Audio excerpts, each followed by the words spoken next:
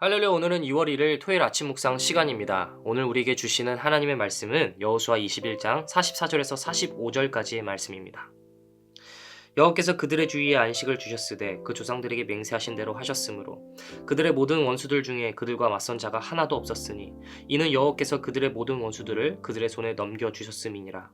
여호와께서 이스라엘 족속에게 말씀하신 선한 말씀이 하나도 나옴이 없이 다 응하였더라. 아멘. 오늘 여호수아 21장의 말씀은 마침내 그간 길었던 12지파의 땅 분배의 이야기가 끝이 나고 결론부를 보여주고 있습니다.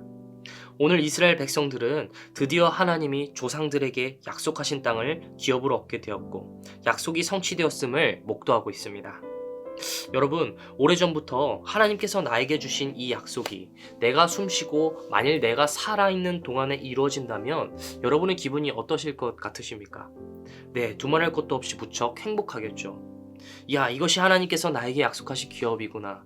야, 신실하신 하나님이 나를 여기까지 인도하셨구나 하는 행복함과 또 안정감도 들 것입니다. 그러나 여러분, 우리가 분명히 알아야 할 사실이 있습니다. 오늘 하나님께서 이루신 이 약속들이 결코 하루아침에 이루어진 것이 아니었다는 것이죠. 분명 이스라엘 백성들은 가나안 땅의 약속이 성취되기까지 많은 세월이 걸렸다는 것을 우리는 잘 알고 있습니다.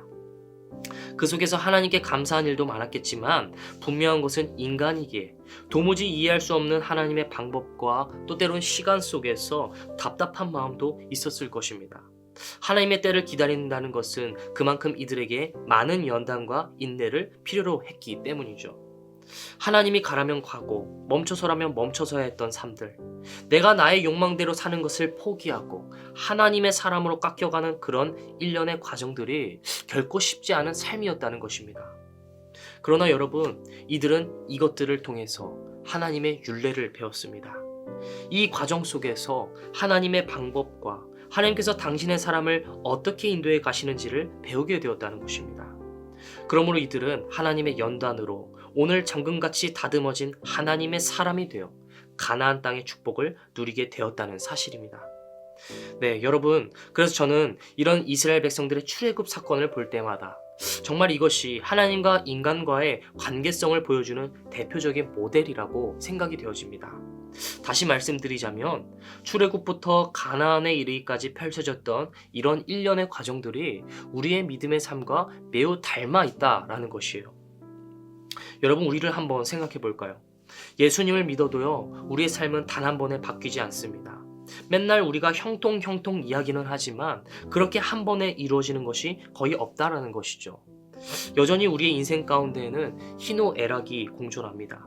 행복한 일이 있으면 때론 슬픈 일도 있고 오르막길이 있으면 내리막길도 있습니다. 여러분, 그런데 저는 이런 과정 가운데서 요즘 저에게 주시는 이 하나님의 말씀이 많은 깨달음을 주는 것 같습니다.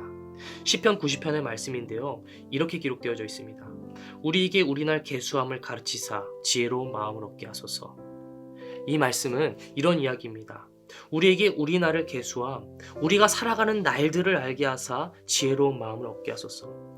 여러분, 우리가 창조주 하나님을 묵상할수록 우리는 그분의 피조물이요, 우리는 유한한 존재라는 것을 인식하게 됩니다. 그리고 이것을 인식하게 될 때 그때 이 안에서 하나님께서 우리에게 주시는 지혜가 있다라는 것이죠. 저는 이것을 다른 말로 겸손, 믿음의 시선이라고 고백합니다. 무슨 의미일까요? 우리가 우리의 삶의 주인일 때는요, 행복하면 그곳에 또 막 행복해 하다가 불행한 일이 닥치면 그것 때문에 또 막 죽을 것 같다가 하는 그런 상황에 이끌려가는 삶을 살아간다는 것이죠. 그러나요, 우리의 삶의 주권을 하나님께 맡긴다면 우리의 삶은 달라진다는 것입니다.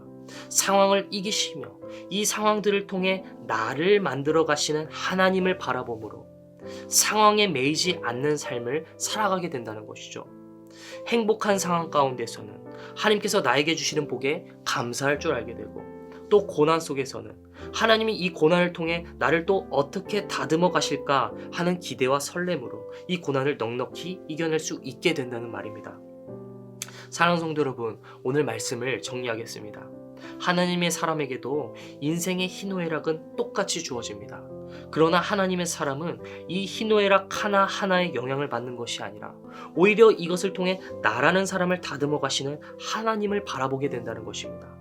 곧 삶이라는 나무가 아닌 숲을 바라보게 하시는 시선을 하나님이 우리에게 허락하시고 그 시선으로 세상을 살아간다는 것이죠.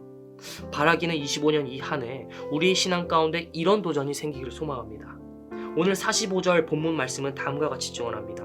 여호와께서 이스라엘 족속에게 말씀하신 선한 말씀이 하나도 남음이 없이 다 응하였더라. 아멘.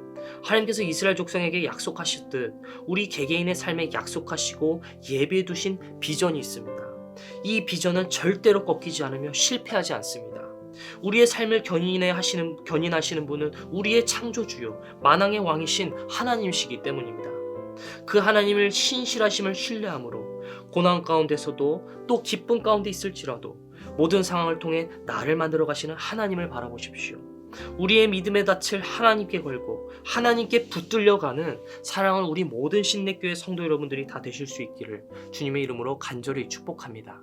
아멘. 들으신 말씀을 기억하시면서 주기도문으로 말씀을 맺도록 하겠습니다. 기도하시겠습니다.